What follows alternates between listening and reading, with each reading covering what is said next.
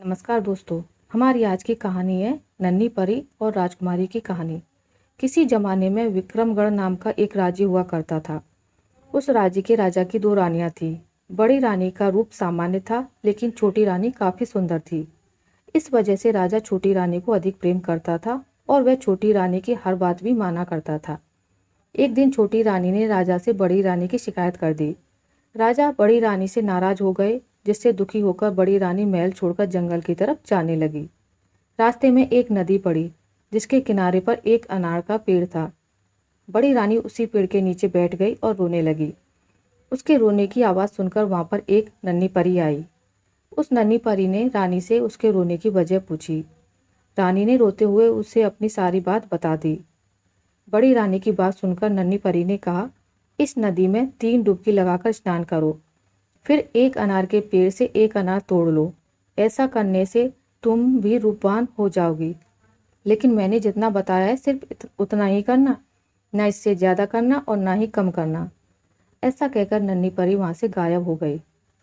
इसके बाद बड़ी रानी ने परी की बात मानते हुए वैसा ही किया।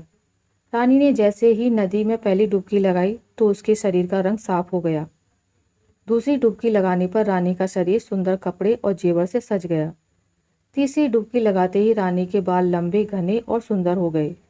अब बड़ी रानी बहुत ही सुंदर हो गई थी। इसके बाद जैसा नन्ही परी ने कहा था, नदी में 3 डुबकी लगाने के बाद रानी ने अनार के पेड़ से एक अनार तोड़ लिया।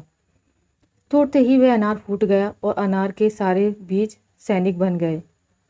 उन सैनिकों ने रानी के लिए एक पालकी तैयार की, जिसमें बड़ी रानी को बिठाकर वो वापस राजमहल लेकर आ गए।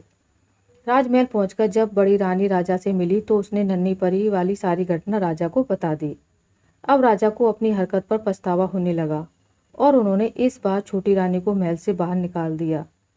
जब बड़ी रानी राजा को नन्ही परी की घटना बता रही थी तो छोटी रानी छुपकर ये सारी बातें सुन रही थी। इसी वजह से महल से बाहर निकलने पर वह सीधे नदी के किनारे गई और उसी अनार के पेड़ के नीचे बैठकर रोने लगी। छोटी रानी के रोने की आवाज़ सुनकर नन्ही परी वहां प्रकट हो गई और उसने रानी से उसके रोने की वजह पूछी। छोटी रानी ने झूठ बोलते हुए नन्ही परी को बताया कि बड़ी रानी के कहने पर राजा ने उसे महल से बाहर निकाल दिया है।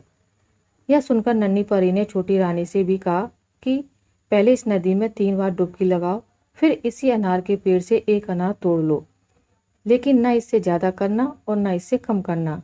ऐसा कहकर नन्ही परी वहाँ से फिर गायब हो गई। नन्ही परी की बात सुनकर छोटी रानी बहुत खुश हुई। वह नदी में गई और जैसे ही पहली डुबकी लगाई उसका शरीर पहले से भी ज़्यादा निखर गया। दूसरी डुबकी लगाते ही उसका शरीर भी सुंदर कपड़े और जेवर से सज गया। तीसरी डुबकी लगाने पर छोटी रानी के बाल और काले, घने, लंबे और सुंदर हो गए।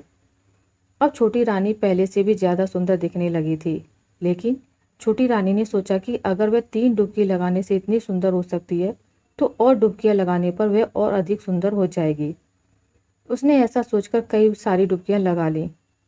ऐसा करने पर छोटी रानी के शरीर के सारे कपड़े फटे और पुराने हो गए। उसके सारे गहने गायब हो गए। उसके शरीर का रंग भी गहरा हो गया। शरीर पर दाग और दाने निकल गए। छोटी रानी अब पहले की तरह नहीं लग रही थी। रोते हुए वह नदी से बाहर आई और अनार के पेड़ से एक अनार तोड़ा। अनार तोड़ते ही वह फूट गया। उससे एक सांप निकला और वह रानी को खा गया। नन्ही परी और छोटी रानी की कहानी हमें सीख देती है कि दूसरे लोगों के लिए कभी बुरा नहीं सोचना चाहिए। आशा करती हूँ आपको मेरी आज की कहानी अच्छी लगी होगी। अगर आपको मेरी कहानी अच्छी लगी है तो इसे लाइक करें, ज़्यादा से ज़्यादा शेयर करें और अगर आप मेरे चैनल पर नए हैं तो इसे सब्सक्राइब करना ना भूलें। मिलते हैं एक नई कहानी के साथ, तब तक के लिए नमस्कार।